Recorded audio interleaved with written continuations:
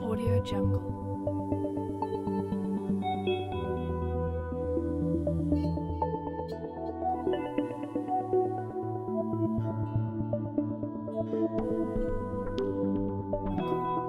Muy bienvenido, Frank de la Rue. Es un honor para nosotros en Comité de Gestión de Internet en Brasil tenervos entre nosotros en un día muy especial, donde celebramos nuestros 20 años de existencia de un modelo multisectorial para la gobernanza de Internet en Brasil. Déjeme agradecer a mí la invitación. Para mí es el honor de celebrar estos 20 años con un ejemplo tan positivo como el que Brasil tiene. Muchísimas gracias. Muchas gracias. Uno de los más importantes marcos de la historia de CGI es el decálogo, son los 10 principios para la gobernanza de Internet. Y el punto central de nuestro decálogo son los derechos humanos, especialmente la libertad de expresión. Y vos, como relator para la libertad de expresión en las Naciones Unidas, y hay enfrentado los mayores desafíos en el mundo en este tema. ¿Cómo le ve la situación de la libertad de expresión en Internet hoy? Mira, yo creo que estamos pasando por un periodo muy crítico, que es parte de mi mensaje. Y el periodo es crítico, irónicamente, por el éxito del Internet.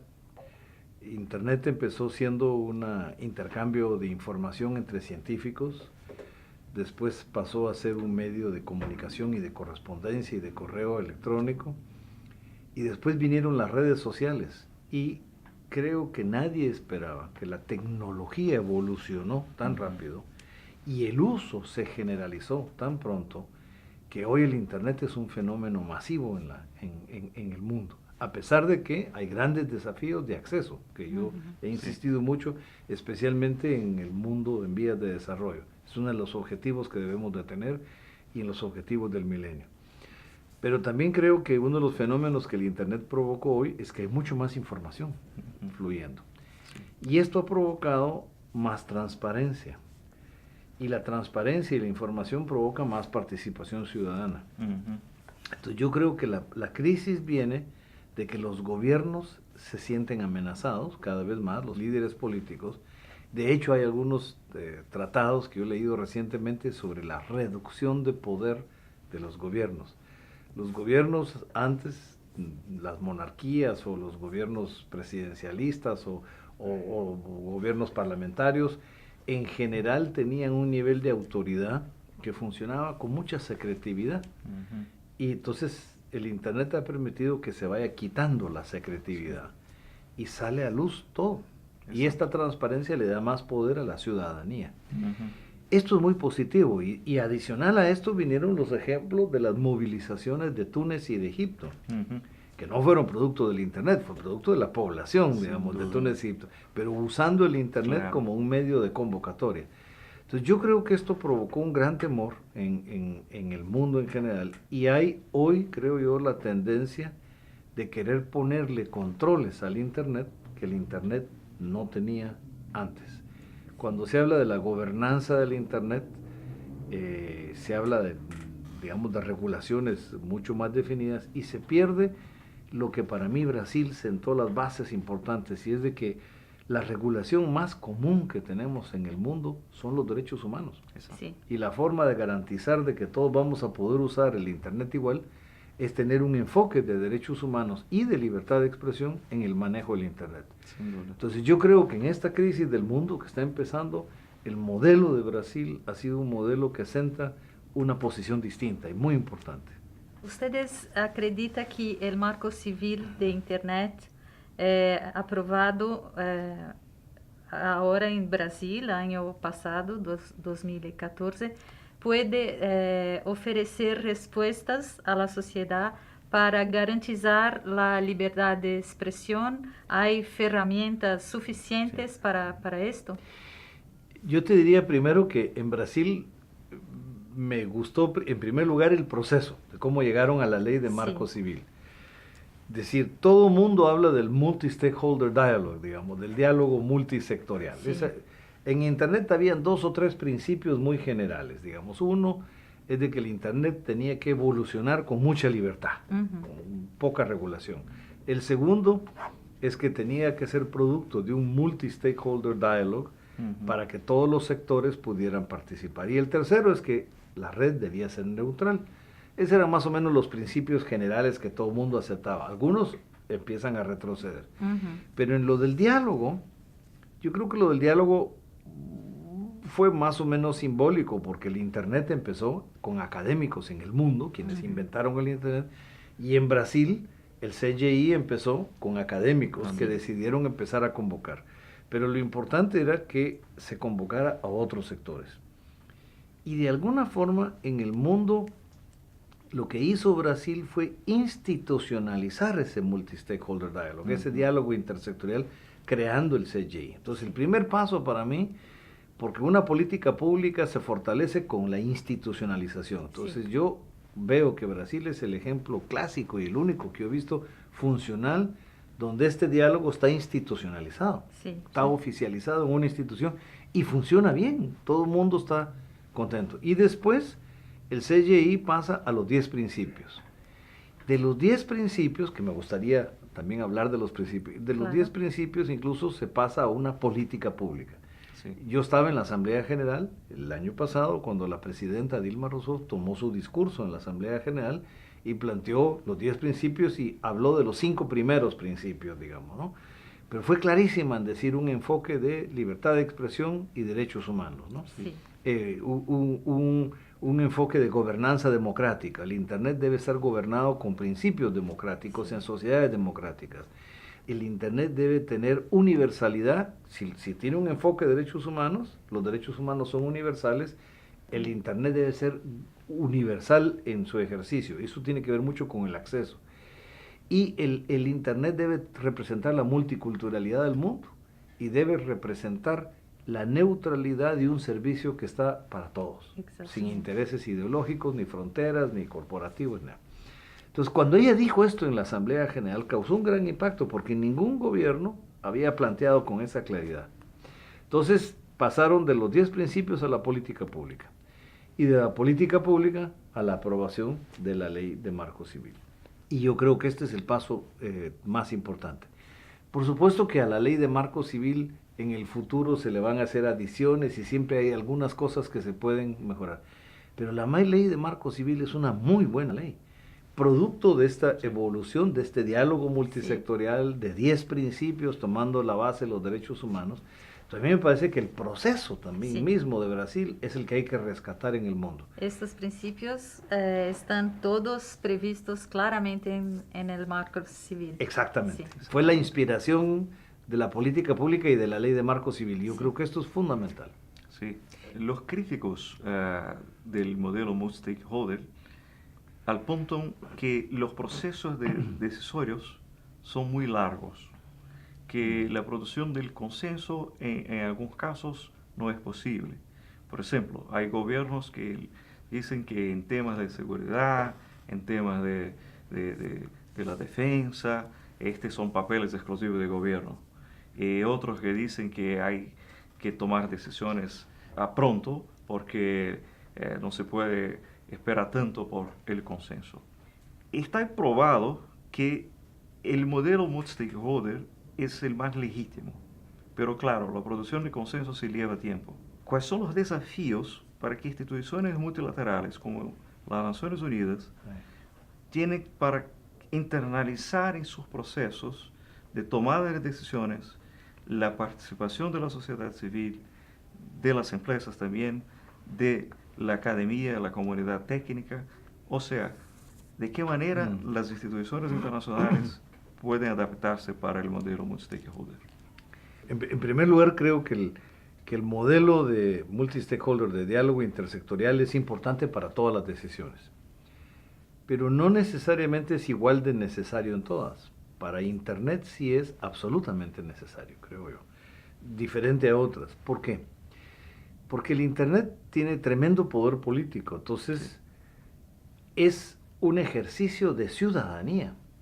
O sea, la libertad de expresión es tal vez de los derechos, siempre decimos, los derechos humanos son todos iguales y todos interdependientes, pero unos cobran una importancia especial porque facilitan otros derechos. Claro. Y la libertad de expresión, en este caso, facilita la investigación científica, facilita la educación, facilita el periodismo, facilita la información ciudadana, la toma de decisiones, facilita el desarrollo económico-social, la expresión de la multiculturalidad. Todo esto es esencial. Y el Internet hoy es el instrumento más importante para la libertad de expresión y el acceso a la información. Entonces, yo creo que el Internet hoy cobra una relevancia mayor que los otros medios de comunicación han tenido en el pasado.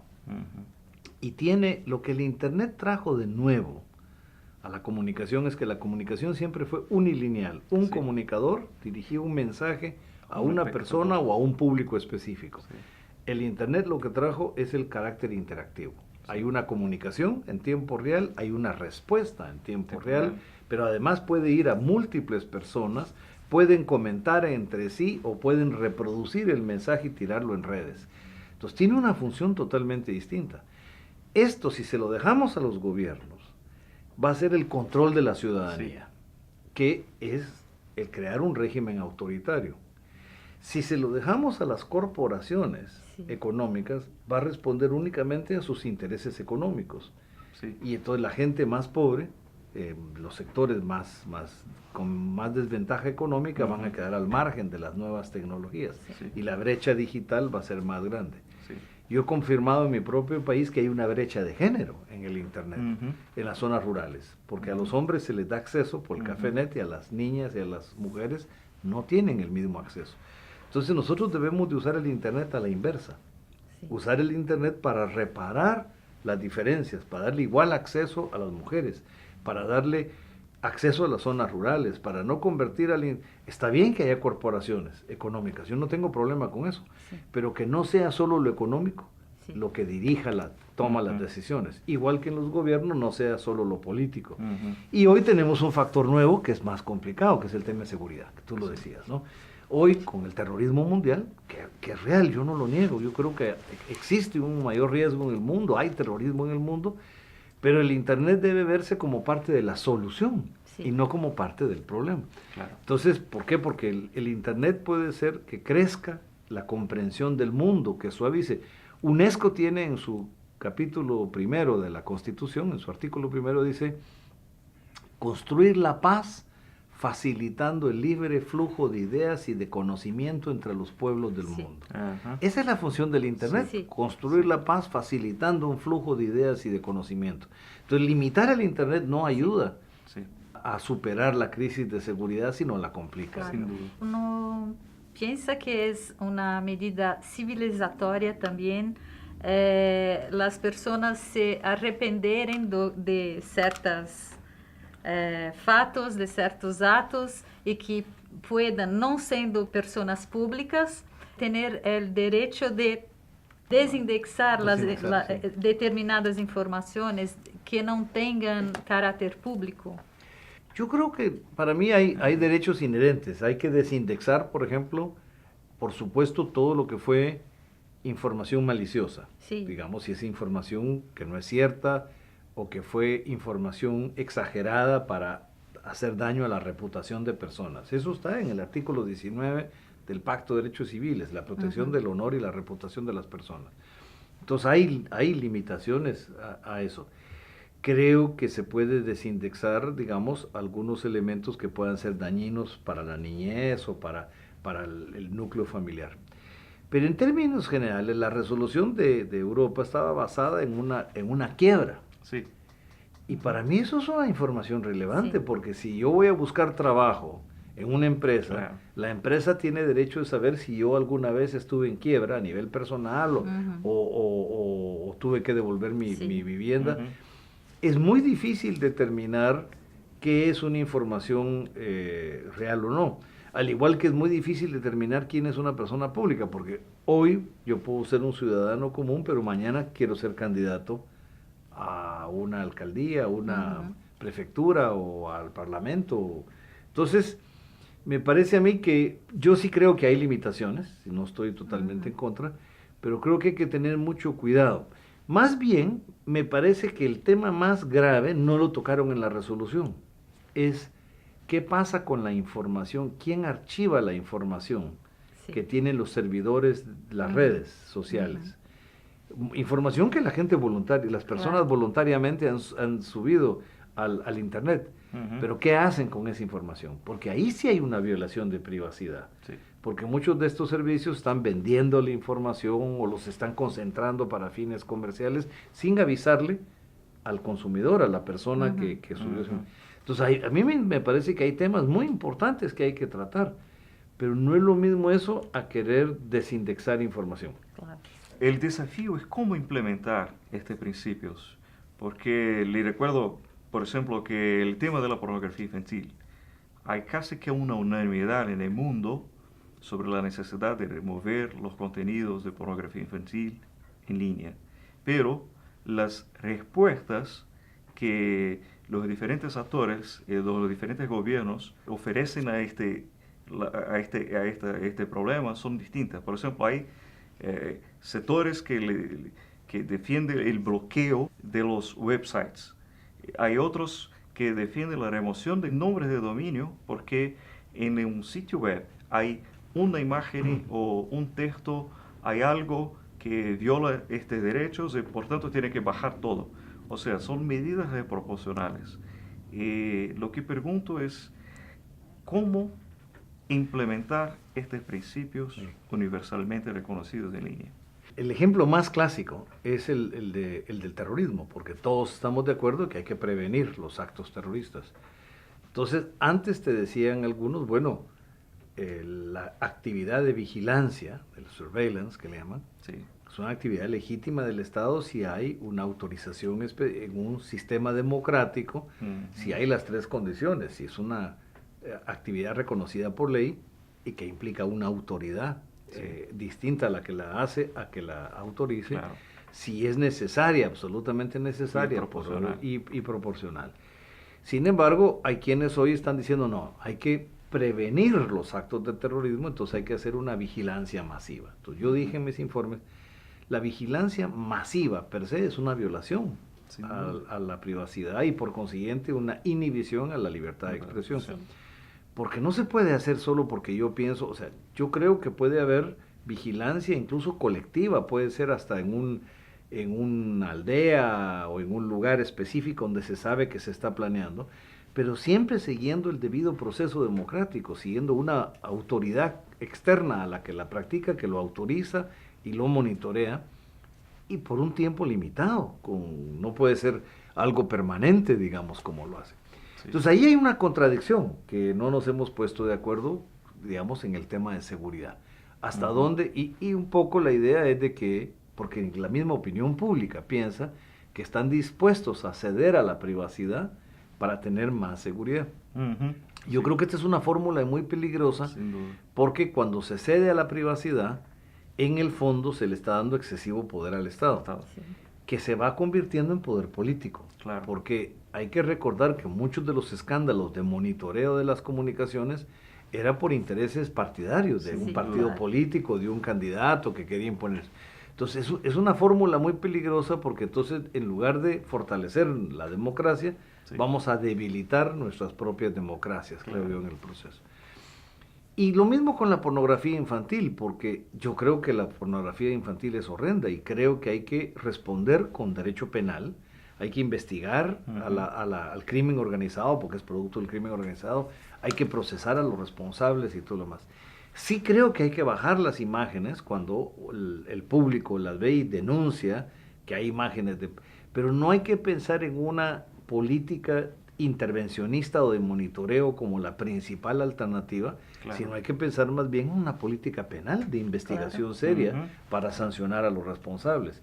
Porque si no, la solución, y esto lo he dicho, es muy fácil, es estar bajando el switch a los portales o a sitios web sin que realmente se verifique si el contenido es lo que la gente está denunciando. Entonces, la excusa a veces de que es dañino para la niñez o de que es dañino para la seguridad nacional le permite a muchos gobiernos, o en algunos casos, ya hay países en otras regiones del mundo, dice, bueno, eso viola nuestros principios y tradiciones culturales. Eso no puede ser una razón para intervenir. Entonces yo sí creo que hay que defender en este sentido también la integridad y la neutralidad de la red para que pueda seguir siendo un servicio efectivo. Audio Jungle.